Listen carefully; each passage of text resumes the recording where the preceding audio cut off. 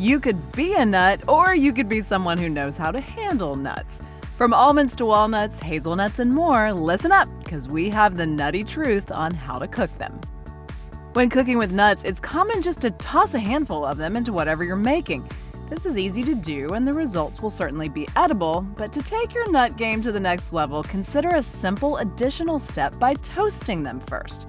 This not only adds additional crunch, but also enhances their flavor by releasing aromatic oils and causing them to caramelize.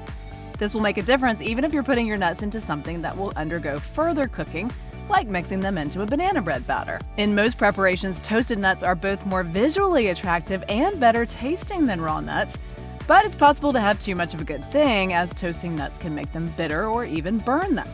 It's important to keep in mind that toasting nuts isn't like toasting marshmallows. That's because most will be toasted sooner than you might think, specifically just after they've started to color. Deeply browned nuts are likely overcooked. In addition, some nuts, such as almonds, don't change much in color or appearance when properly toasted, so trust your nose more than your eyes to determine when they're ready. Once you start to smell them, they're close to done. While the bittering effects of over-toasting can't be reversed, they can be prevented by keeping a close watch on the nuts as you toast them. Stir them frequently to ensure that they all toast at an even rate, and remove them from the heat as soon as they start to look and smell done. And then transfer them to a room temperature plate or container to prevent overcooking and the residual heat of the cooking surface. One key to delicious dishes containing nuts is starting with fresh ingredients. But all too often, cooks reach for that container of nuts they've been storing in the pantry for a while, and then discover too late that they've been foiled by rancid nuts. You might think that nuts can be stored the same way as non-perishables like dried beans, rice, or pasta. In reality, though, they're much more fragile. Their high fat content makes them vulnerable to spoilage, so they should be handled more like fresh produce than sturdy pantry staples. Emily Berner, lead chef of online plant-based culinary arts and food operations at the Institute of Culinary Education, recommends keeping nuts in airtight containers in the refrigerator. Other sources recommend keeping them in the freezer for long-term storage, though if you do that, be thorough when wrapping them to avoid freezer burn. That's right, feel the burn! An important part of any recipe is getting the salt levels right. Since tastes vary, you should not only follow the directions, but taste as you go to ensure that you get exactly the flavor you want. Furthermore, many common cooking ingredients such as capers, olives, and mustard are already salty. If you're using one or more of these, there's a possibility that your dish will taste fine without any added salt. In that same vein, a dish containing a lot of pre-salted ingredients could end up over-seasoned, so to keep your flavors under control, keep a close eye on what goes into your pot. If you're cooking with nuts, think twice before tossing in the salted cocktail variety. As Chef Berner told Mashed, salted nuts can completely disrupt the balance of a dish, so it's best to buy nuts that are raw and unsalted and then roast and season them yourself. Be sure to check the packages first when purchasing nuts. A lot of recipes call for chopped nuts, so when shopping for these dishes, you may naturally reach for the closest bag of pre-chopped nuts. They're easy enough to find in the grocery store, after all. But while this is certainly convenient and will probably yield edible results, it might not be the best move. That's because nuts release their oils when cut, exposing them to oxygen. This exposure enables these oils to degrade more quickly, so pre-chopped nuts are more vulnerable to spoilage. According to Berner, nuts should be purchased intact. Nuts that have been chopped up or crunched in some way are more likely to be rancid. So if you want the taste of your nuts to shine, take the extra time to chop them yourself. Try the Merlin chop. If you want your nuts to be crunchy and flavorful, they should be properly toasted. And if you really care about flavor, you should buy raw nuts and toast or roast them yourself. As Chef Berner puts it, sometimes it's a good shortcut to buy unsalted roasted nuts, but beware, roasted nuts can go rancid faster than raw nuts because they have been manipulated with heat, so the flavor can be impacted. If you opt for toasting your own nuts, make sure you budget enough time to not only cook them properly, but also to cool them down, especially if you're planning on chopping or grinding them.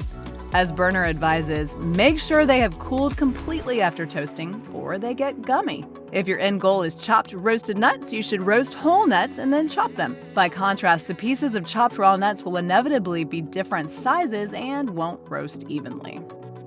While the occasional recall or food poisoning outbreak does occur, you can usually go into virtually any grocery store and rest assured that whatever you buy will be safe to eat. But just because foods are safe to eat doesn't mean that they're necessarily appetizing. That's why it's important to avoid buying wilted, bruised, or overripe produce or overly lean or fatty meat.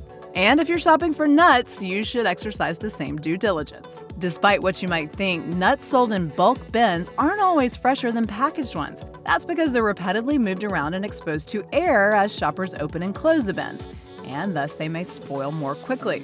Additionally, while expiration dates are helpful, they're not a guarantee of freshness. If the package has spent a lot of time exposed to lighter heat, the nuts inside might not be at their best. So, if you buy nuts from a bin, give them a good sniff before committing. Likewise, be sure to taste packaged nuts before using them in a recipe. Not all nuts are exactly alike. That might sound obvious, but it's still something to keep in mind. The word nutty can be used as a generic term for rich, toasty-tasting food. But in reality, different nuts can vary greatly in taste, aroma, texture, and how they cook. While it's often fine to switch out one variety for another, switching two completely different types can lead to disaster, or at least to a very different dish than what you intended. I don't know what I expected. So, how can you know if it's okay to swap one nut for another? The best way is to familiarize yourself with a range of nuts and their unique flavors and textures. According to Emily Berner, learning about the different nuts, their flavor profiles, and how to use them comes with practice and trial and error. Plant-based chef, cookbook author, and culinary educator Matthew Kenny has offered a few pointers on how certain nuts behave in recipes. As he told Mashed, hazelnuts pair well in a dessert dish, specifically with chocolate for a Nutella effect. Toasted pine nuts will enhance any risotto and add a buttery, luxurious element to any dish. Macadamias are high in fat, so they do well in dishes with otherwise bitter ingredients to even things out. It's important to know that some nut varieties require a bit more effort and special care than others. If you've ever had to shell whole walnuts, for example, you know how much work is needed to get one out in a single piece. And while the fine, papery skin on freshly shelled peanuts is fine if you're snacking on them, you don't want that in your baked goods or cooked dishes. That's why most shelled peanuts come with their skins conveniently removed. Hazelnuts are another nut with a conspicuous skin, but unlike peanuts, they're generally sold with the skin still attached. Thus, you might assume that the skin is fine to eat, but while it's perfectly safe to consume, it doesn't exactly make for pleasant eating. Chef Berner recommends two possible methods for removing the skin. You can rub it off the roasted hazelnuts with a clean towel, or you can put the roasted nuts in a large bowl, top it with a bowl of the same size, and shake vigorously until the skins separate from the nuts. An important strategy when cooking with nuts is choosing recipes and flavorings that work with the natural flavor of the nuts you're using. This means that you need to understand that some varieties, like cashews, pair with a wide range of flavorings better than others. As Chef Kenny explained, cashews are extremely versatile. Like almonds, they do develop a natural crunch when sprouted and subsequently dehydrated, but also lend the creamiest puree when making vegan nut cheeses, sauces, or creams because the mild flavor acts as a blank canvas for whatever seasoning you're adding. I used to be able to name every nut that there was. On the other hand, more strongly flavored nuts are not good background players. They need more assertive flavor and treatments to make them play well with other ingredients. As Berner advises, pecans and walnuts are the trickiest nuts to work with because they have a slightly bitter flavor. So I try to use this in dishes that can balance that out with sweetness. For example, if I'm going to use a walnut in a salad, I would balance that out with some apple or perhaps a sweet and tart pomegranate dressing. Kenny similarly suggests walnuts and pecans are great for candying or roasting because when raw, they tend to have a bitter taste. Plenty of us love nuts for their crunch and texture, whether they're eaten on their own or added to other dishes. But nuts are also more versatile than you might realize. And believe it or not, soggy, mushy nuts can also be delicious. For example, nut lovers from the American South and fans of East Asian bar snacks know just how addictive boiled peanuts can be. And of course, peanut butter and anything made with it is another well-known case of delicious nuts with a smooth texture. Vegetarian cooks as well as omnivores looking to explore plant-based proteins know that nuts can play a role similar to that of beans in entrees. Pine nuts, for instance, can be braised until tender in a sweet and savory stew with winter squash.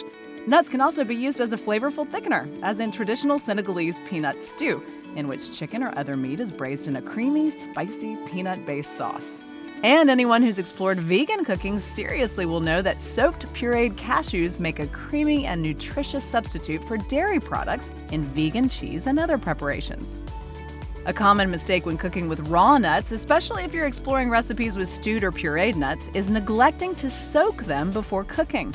While this step will require a bit of extra planning and time, soaking raw nuts in purified water for 6 to 18 hours will yield significant nutritional benefits. As Matthew Kinney explained, raw nuts on their own contain phytic acid and other enzyme inhibitors. Phytates are found in the outer layer of nuts and can bind with minerals like zinc, calcium, or iron, which prevents their absorption in the intestines. Sprouting grains, edible seeds, nuts, and legumes significantly decreases their phytic acid content, making the food easier to digest and also allows for enhanced absorption of the minerals present in these foods.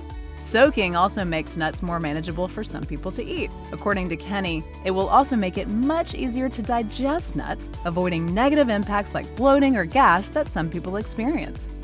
Hazelnut, cashew nut, macadamia nut.